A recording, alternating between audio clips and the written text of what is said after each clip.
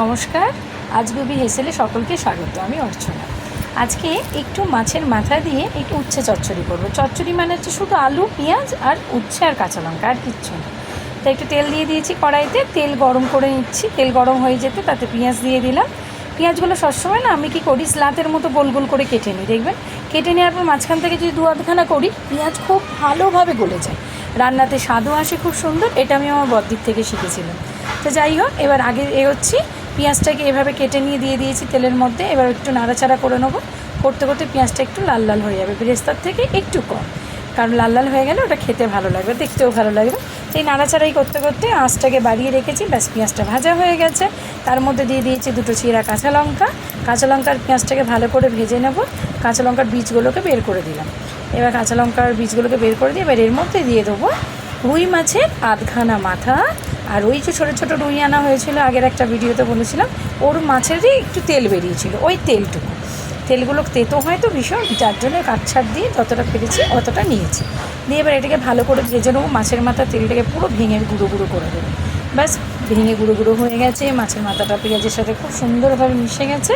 এবার এর মধ্যে দিয়ে দেবো আমাদের আগে থেকে কেটে ধুয়ে বেছে রাখা উচ্ছে আর আলু কোচানো। আলুটাকে বা আলু ভাজার মতো কুচিয়েছি, আর উচ্ছেটা উচ্ছে ভাজার মতোই কুচিয়েছি, কারণ আমরা এইভাবে উচ্ছে ভাজা খাই। তো এগুলো সব কিছু দিয়ে ভালো করে নাড়াচাড়া করব। নাড়াচাড়া করতে করতে পুরো মিশে যাবে পেঁয়াজ আর মাছের তেলটা পুরো আলু আর উচ্ছের মধ্যে। তার মধ্যে দিয়ে দেবো নুন, 4টে কাঁচা লঙ্কা দিয়েছি আবার চিরা, আর একটু আন্দাজ করে নুন দিলাম। নুনটা দিয়ে নাড়াচাড়া করব ভালো করে। নুনটা যখন প্রতিটা সবজির মধ্যে লেগে যাবে, আর যখন পুরোপুরি মিশিয়ে যাবে নুনটা ভালো করে, তখন তার মধ্যে দিয়ে দিতে হবে একটু হলুদ গুঁড়ো, জিরে গুঁড়ো আর একটু ধনে গুঁড়ো। এগুলো দিয়ে আবার একটু ভালো করে নাড়াচাড়া করে নিতে হবে। আর একটু লঙ্কা গুঁড়ো, এটা নিয়ে নিয়েছি, মিস্টেক, লঙ্কা গুঁড়ো নেই, ধনে গুঁড়ো, জিরে গুঁড়ো আর হলুদ গুঁড়ো দিয়ে এটা দিয়ে ভালো করে নাড়াচাড়া করলাম। নাড়াচাড়া করতে করতে এটাকে একটু ভালো করে জম্পেস করে করে দিতে হবে।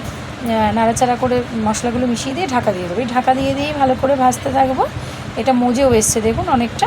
আবার ঢাকনা খুলব, বারবার ঢাকনা দেবো, নাড়াচাড়া করবো, আবার ঢাকনা দিয়ে রেখে দেবো, যাতে ভাপে এগুলো সেদ্ধ হয়ে যায়।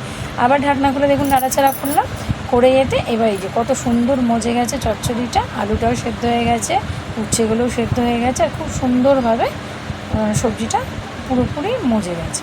ব্যাস, এইভাবেই চচ্চড়িটা রান্না কমপ্লিট। আর একটু নাড়াচাড়া করে একটু ভাজা ভাজা করলেই ব্যাস, এবার নামিয়ে নেবো। রান্না কমপ্লিট।